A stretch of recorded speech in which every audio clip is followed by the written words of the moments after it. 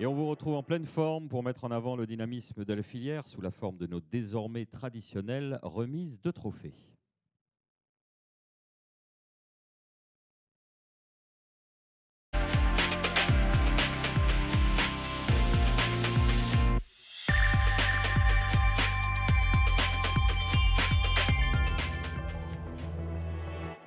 Et cette année, 3 catégories ont été soumises au jury. Il s'agit des catégories défense et souveraineté, international et grand export et étoile montante. La rédaction de la Tribune s'est appuyée sur un jury d'acteurs de la filière spatiale et sur des candidatures. À partir d'un dossier rédigé par la rédaction, le jury s'est réuni en juillet dernier et a désigné les lauréats à l'issue d'un vote, comme toujours assez disputé. On va découvrir ensemble le panel d'experts de cette 8e édition.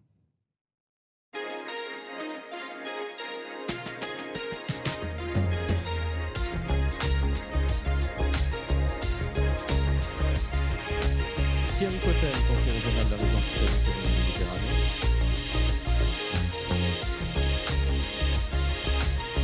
Jean-Claude Bardelet, adjoint maire de Toulouse, président de Toulouse Métropole.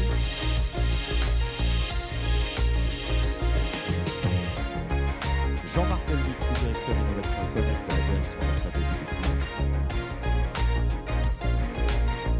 Nathalie Font, directrice de l'établissement de Toulouse Thales Alenia Space. Alain Frison, directeur de l'établissement de Toulouse et de Airbus Defence Space. Florine Galéron, journaliste à la TV.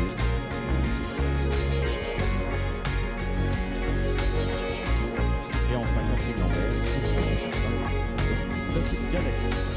encore merci à tous les membres du jury. Je pense qu'on peut les applaudir pour votre participation, pour votre investissement. Et c'est parti pour la remise du premier prix. Il s'agit du trophée Défense et Souveraineté.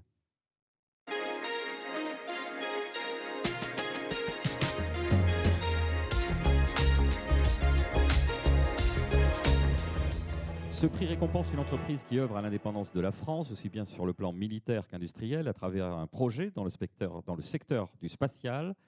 Et pour le remettre, j'invite notre parrain, en l'espèce notre marraine, la région Occitanie-Pyrénées-Méditerranée, qui est représentée par Thierry Cotel. On peut applaudir.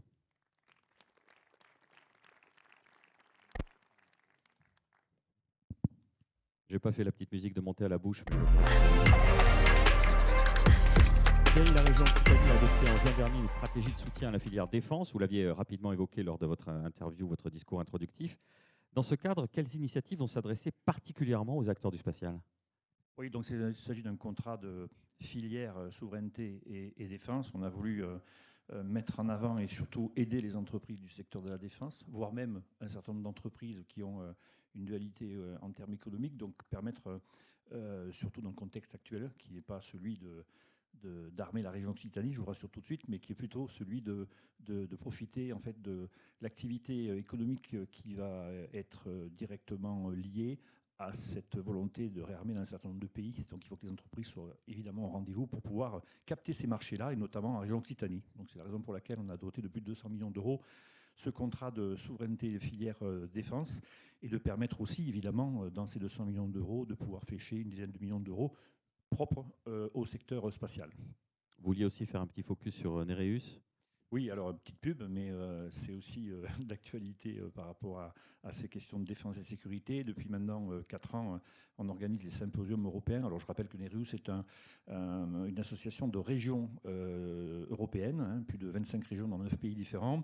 Et on a voulu chaque année organiser un symposium sur des questions d'application spatiale. Ça me semble être important par rapport à ce qui a été dit ce matin, notamment sur la finalité du spatial également. Et puis se réfléchir aussi avec nos concitoyens qui ne sont pas particulièrement intéressés directement par le spatial.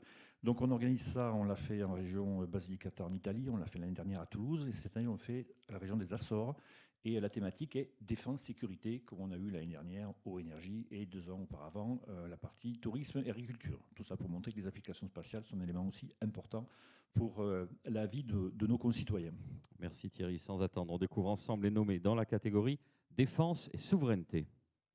Les nommés sont Agena Space, spécialisé dans la propulsion liquide orbitale. Agena Space conçoit des microsatellites légers destinés à des missions de transfert en orbite pour les domaines de la défense et de la sécurité. Ensuite, nous découvrons Skylabs. C'est une deep tech qui conçoit des solutions optiques pour différents domaines et applications, dont le spatial, la défense ou encore les télécoms. Sa technologie utilisée à des fins industrielles et pour les réseaux en fibre optique permet également de transmettre des images et des données entre la Terre et les satellites dans l'espace par rayon laser, même à travers l'atmosphère. Et enfin, voici Helsing, spécialisé dans l'IA appliquée à la défense. Helsing est à l'origine des munitions rôdeuses HF1 et HX2 Karma. Ces deux drones kamikazes sont régulièrement utilisés par les forces ukrainiennes face aux troupes russes. Une hôtesse va vous donner une enveloppe, Thierry Cotel. Je sais que vous avez conscience de la gravité de ce moment. Et dans cette enveloppe, il y a les noms du lauréat de la catégorie défense et souveraineté du Space Forum. On ne l'a pas préouverte pour vous parce qu'on savait que vous aviez une certaine puissance digitale. Le lauréat est... Et le lauréat est Skylabs. J'invite Julien Bailleul à nous rejoindre sur scène.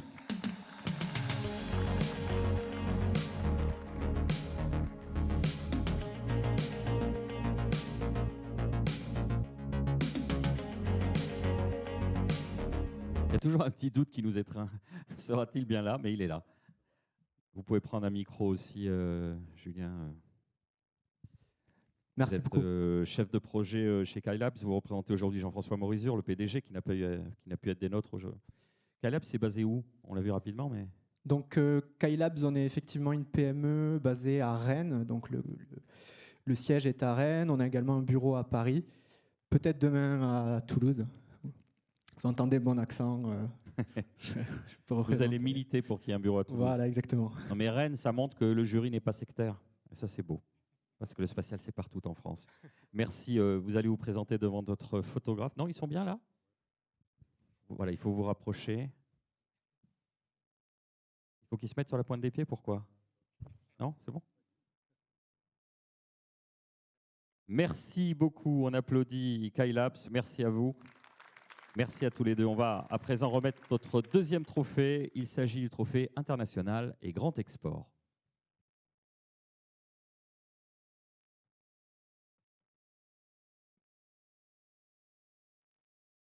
Et donc ce prix récompense une entreprise qui s'est illustrée par des contrats, des relations commerciales avec des nouvelles nations du spatial. Pour le remettre, j'appelle notre parrain, Toulouse Métropole, représenté par Jean-Claude Dardelet, vice-président de Toulouse Métropole, en charge de l'attractivité du tourisme de l'Europe, et ça tombe bien, de l'international. Sous vos applaudissements, mesdames, messieurs.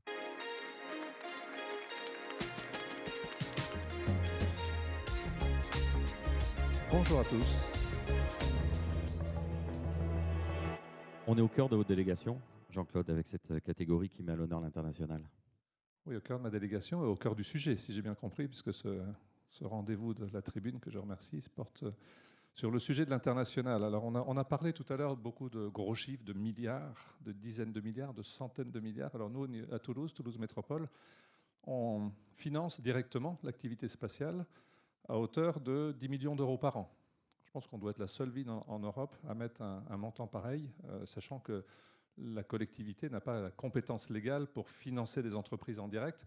En revanche, on a un rôle d'aménageur. On finance la Cité de l'Espace où vous êtes là aujourd'hui. Donc voilà, c'est Toulouse et la métropole. Il y a d'autres moyens d'aider.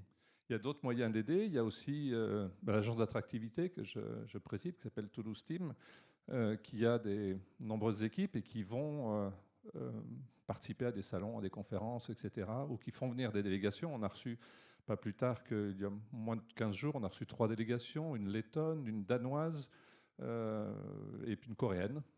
Voilà, et c'est autant d'agences spatiales, d'acteurs industriels qui viennent, et puis ils goûtent aux parfums toulousains, aux opportunités toulousaines, et beaucoup s'installent. Si je prends l'exemple de 2024, les chiffres de 2024, on accueille, nous en tant qu'agence d'attractivité, une vingtaine d'entreprises par an. L'année dernière, 7 dans le spatial. 7 sur 30 sont des entreprises italiennes, allemandes, autrichiennes, Singapour, qui sont venues s'installer à Toulouse. Alors on les identifie sur des chaînons manquants un petit peu, parce qu'on parle beaucoup alors ça a été évoqué plusieurs fois tout à l'heure, on parle de souveraineté. La souveraineté est un mot magique, un mot un petit peu dangereux, parce que la souveraineté, on y met l'impérieuse nécessité d'investir. Mais la souveraineté, c'est les terres rares, c'est l'énergie, c'est toutes ces petites choses dont on manque un petit peu en France et en Europe. D'ailleurs, la plupart des conflits en ce moment dans le monde visent peut-être un petit peu ça aussi. Donc, pour nous, la souveraineté à Toulouse, c'est la relation avec les sciences. Il ne vous a pas échappé qu'aux États-Unis, la relation avec les sciences est un petit peu, ça a été évoqué tout à l'heure, un petit peu difficile. C'est la relation avec les sciences, c'est comment dire, l'acceptation de l'industrie, de la promouvoir, le fait que tous nos grands défis, les grandes transitions qui nous font face, c'est avec l'industrie qu'on va y arriver. Et aujourd'hui, on voit qu'il y a, comment dire, pour qu'un marché se développe, il faut le marché, il faut une compétitivité, des tarifs, et puis il faut un cadre réglementaire. Aujourd'hui, le marché, ça a été évoqué aussi tout à l'heure. Le climat, les Américains n'en veulent plus. L'exploration, c'est difficile. Donc, en matière de marché, on a parlé des budgets de la NASA qu'on attend avec le triple B qui doit arriver bientôt. Donc, les marchés, c'est une chose. Les tarifs, on nous mène une vie pas possible sur les tarifs, importer du matériel, l'exporter, ces fameuses taxes à tout va. Et puis les règlements, le règlement ITAR, pour ne pas le mentionner, c'est autant de difficultés à l'export. Alors c'est pour ça que l'export, l'Europe, est-ce que l'Europe c'est de l'export? Alors oui, dans les chiffres en soi, de même que quand un lanceur est lancé de Kourou, tout ce qui décolle, c'est de l'export. Dès lors qu'on quitte la Terre, ça devient de l'export. Donc on facture à chaque fois dans les entrées, dans la balance commerciale française, à chaque fois qu'un lanceur part, il y a 1 milliard d'euros qui rentrent dans les chiffres export. Voilà, donc pour nous, à Toulouse, plus humblement, on est attaché à ces technologies, à toutes ces startups que l'on prime, et dans toutes celles que l'on accueille aujourd'hui, la plupart ont été accueillies et sont accompagnées par l'agence Toulouse Team et par Toulouse Métropole. Donc gloire à eux et longue vie. Allez Jean-Claude, on découvre ensemble les nommés dans la catégorie internationale et grand export. On commence avec High-Tech Imaging, qui développe et démocratise les usages de l'imagerie spectrale. Cette PME du Finistère fait parler des images satellites et agit tout au long de la chaîne de valeur de l'imagerie spectrale, depuis l'acquisition d'images aériennes ou la collecte d'images satellitaires, jusqu'à l'intégration et le déploiement de solutions logicielles, en passant par le développement de méthodes de traitement automatique d'images et l'extraction d'informations utiles. Nous avons ensuite QuantCube, une fintech qui utilise les données en temps réel fournies par les satellites, la géolocalisation et les sources de données textuelles qui sont analysées par des algorithmes d'IA afin de proposer une expertise en intelligence économique. Ces analyses macroéconomiques sont utilisées par le secteur de la finance pour alimenter les prévisions concernant les différentes classes d'actifs. Et enfin, Terranis, c'est une entreprise toulousaine qui met les outils d'observation de la Terre au service de l'agriculture, de la viticulture, des forêts et de l'aménagement des territoires. Alors, on va vous donner les noms.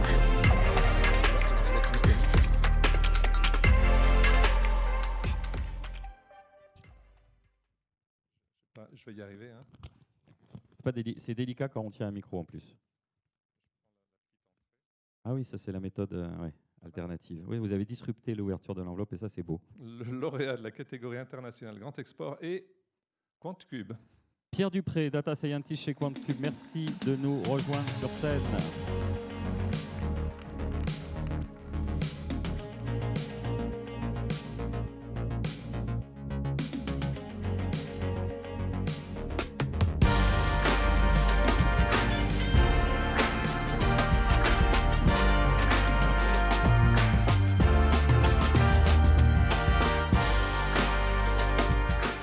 Bravo Pierre, quelques mots. Tout d'abord, merci beaucoup. Merci à la tribune et à tous les partenaires pour l'organisation de l'événement. Ça fait chaud au cœur car moi aussi, juste comme Kyle Labs avant, je suis un Toulousain exilé à Paris qui revient à la Cité de l'Espace. On ne l'a pas fait exprès, on ne le savait pas, mais ça tombe bien. Allez, vous allez pouvoir poser devant notre photographe. Vous pouvez poser le micro, ça voilà, sera plus...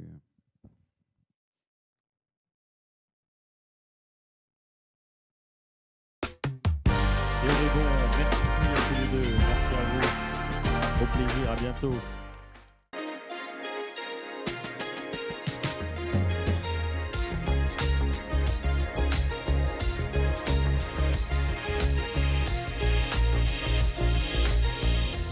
Ce prix récompense une jeune entreprise du secteur spatial qui affiche de belles perspectives en raison de son offre technologique ou de ses avancées commerciales. Et pour le remettre, j'appelle notre parrain sous la forme d'une marraine, le Club Galaxy, représenté par Catherine Lambert, sa présidente, sous vos applaudissements, mesdames, messieurs.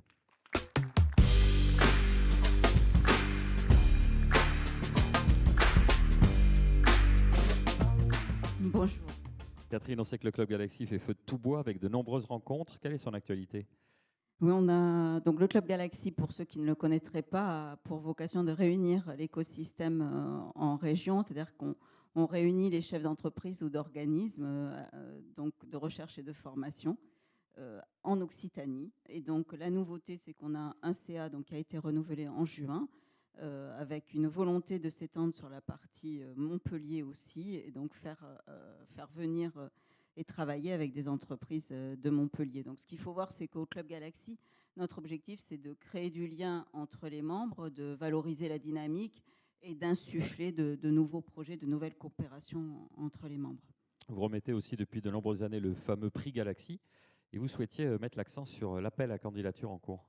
Absolument. Donc, nous avons donc, le prix Galaxy a pour vocation de mettre en valeur un entrepreneur, un jeune entrepreneur, donc une jeune entreprise de moins de 5 ans. Notre volonté, c'est vraiment de valoriser à la fois l'innovation et l'entrepreneuriat. Et donc, on a une soirée de remise de prix qui est le 24 novembre, ici même, dans cet amphi à la Cité de l'Espace.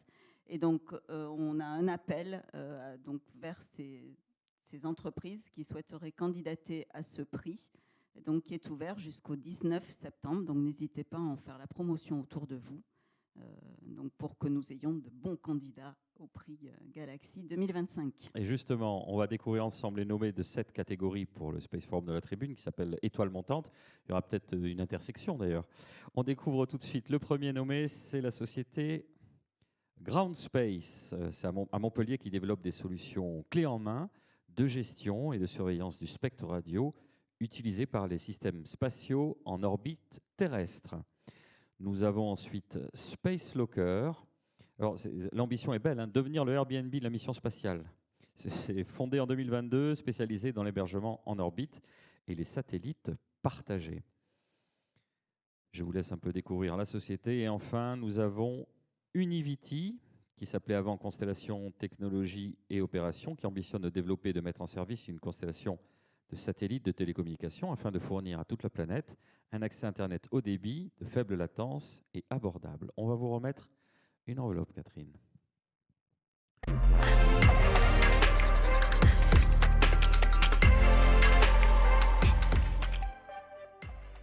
Vous avez entre les mains quelque chose d'important, ces 3 petits cœurs qui battent sans doute pas à l'unisson, mais... Donc le lauréat de la catégorie Étoile montante est Ground Space. Merci à Radim Batsi, président et CEO de Ground Space, à nous rejoindre sur scène. De nous rejoindre sur scène.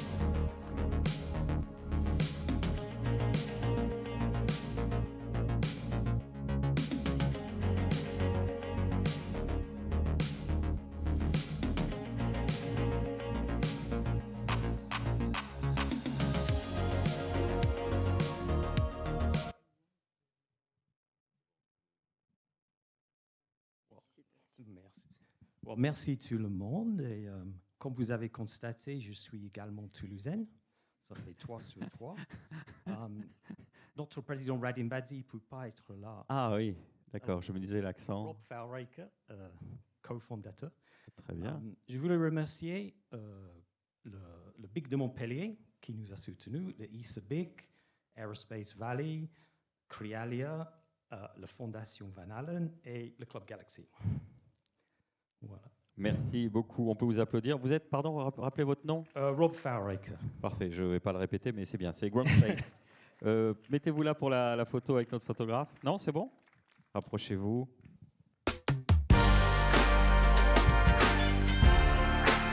Merci, bravo encore à vous. Effectivement, on va clore en beauté ce Space Forum 2025 en remettant un dernier prix. Vous savez sans doute, car vous êtes des fidèles de l'événement, qu'il arrive que le jury ait souvent des coups de cœur ou les prix spéciaux à remettre. Et cette année, c'est encore une belle personnalité qu'il a choisi d'honorer.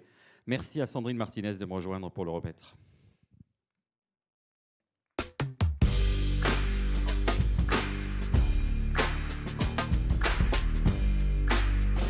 Alors, on est très heureux de remercier la tribune. Je voulais juste dire que en fait, toute cette journée a été captée. Donc, si vous n'avez pas pu assister à certaines conférences, c'est possible, puisque le replay sera en ligne ce soir sur la chaîne YouTube de la Tribune. Et il y aura un article de restitution, même plusieurs, on va dire, de toute cette journée. Voilà. Est-ce qu'on vous a remis une enveloppe avec le nom de... Pas du tout. Elle est en train d'arriver. Elle arrive. Une petite vibe de fin d'après-midi, là.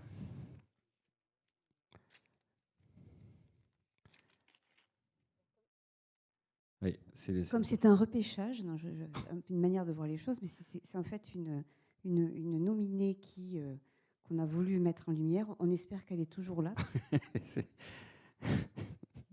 C'est vrai, on n'a pas songé à ça. Donc le prix spécial du jury du Space Forum 2025 est attribué à Jeanne Portefex. Jeanne Portefait. Jeanne Portefait, pardon. Est-ce qu'elle est là? Jeanne. Donc, si Jeanne n'est pas là, on lui remettra. Elle est là. Elle est là. Génial.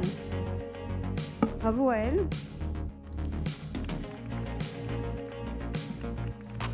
Alors déjà, on va lever une forme d'incertitude. Comment est-ce qu'on prononce correctement votre prénom et votre nom? Jeanne Portefait. Ah bah c'est toi qui avais raison. Enfin, c'est un mix de nous deux. Jeanne, vous allez nous raconter ce qui a intéressé le jury, c'est l'aventure Digitani et un rapport à l'espace qui est venu avec le temps et qui est très intéressant. Racontez-nous.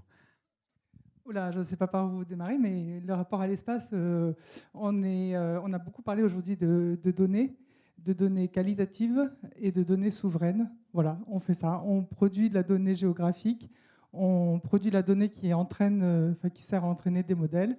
Et aujourd'hui, comme les algos ont évolué, on contrôle de la donnée issue d'algorithmes. Voilà, dans différents domaines.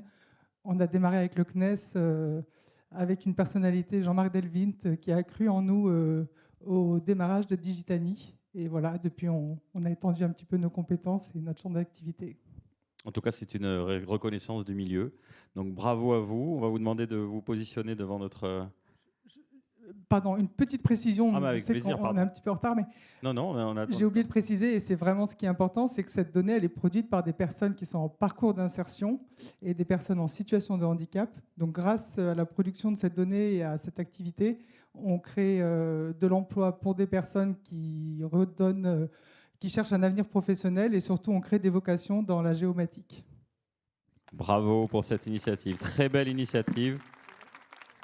On vous invite à poser. Restez dans la lumière. Ambiance. On pourrait tamiser un peu maintenant ?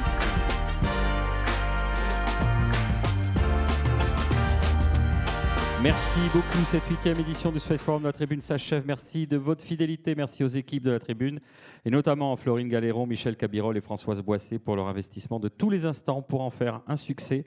À bientôt, la tête toujours dans les étoiles. Bon retour, au revoir.